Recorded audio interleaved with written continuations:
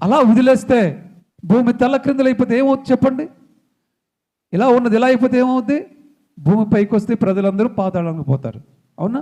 అది జరగకూడదు. అది జరగకూడదని దేవుడు ఆలోచన చేసి ఆ పరలోకములో ధవళ సింహాసనం మీద ఉన్న ఆ దేవుడు కోటాను కోట్ల దేవదూతలు నిత్యము ఆయన్ని పరిశుద్ధుడు పరిశుద్ధుడు పరిశుద్ధుడు అని నిత్యము పూజలు చేసి ఆరాధిస్తూ కొనియాడుతూ ఉంటుంటే ఆయన ఎంతో సంతోషంగా ఉన్నాడు. కానీ భూలోకం ఎలాగుంటుందో తెలుసా? భూలోకం పరలోకంలో ఉన్న వాళ్ళకి భూలోకం ఎలాగుంటుందో తెలుసా? నరకం లాంటిది. నరకం లాంటిది. అంటే భూలోకంలో ఉన్న వాళ్ళు పాతాళ లోకంలోకి వెళ్తే ఎలాగుంటుందో పరలోకంలో ఉన్న వాళ్ళు భూలోకానికి వచ్చిన అలాగే ఉంటుంది. అలాంటప్పుడు కూడా దేవుడు ఏం చేశాడంటే ఈ భూలోకం నరకాన్ని ఆయన అనుభవించడానికి ఆ పరలోకములు నిత్యము పూజలు అందుకుంటున్న దేవుడు, స్తోత్రార్హుడిగా ఉంటున్న దేవుడు, పరిశుద్ధుడు పరిశుద్ధుడు అని కొనియాడబడుతున్న దేవుడు ఏం చేశాడో తెలుసా? 2025 సంవత్సరాల క్రిందట గొప్ప దేవుడిగా ఉన్న ఆ దేవుడే 2025 సంవత్సరాల క్రిందట మనిషిగా భూలోకానికి దిగి వచ్చేసాడు. గట్టిగా చప్పట్లు కొడదామండి. హల్లెలూయా, హల్లెలూయా. మనిషిగా భూలోకానికి దిగి వచ్చేసి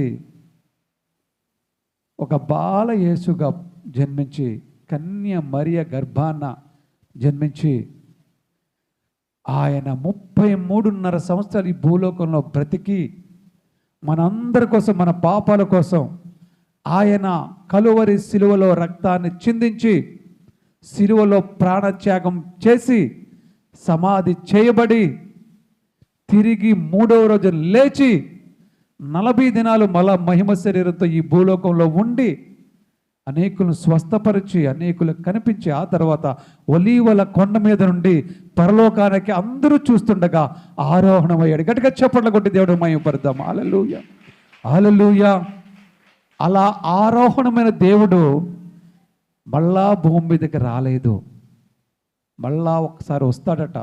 దాన్నే రెండవ రాకడ అంటున్నారు.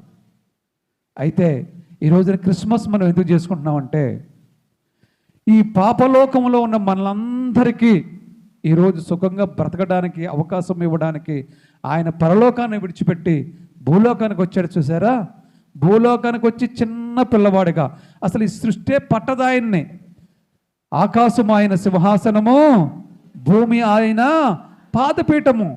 ఆయన ఈ ఆకాశం అంతా కలిపితే ఒక చైర్, ఆయనకి ఒక కుర్చీ, అందులో కూర్చున్నాడు ఆయన.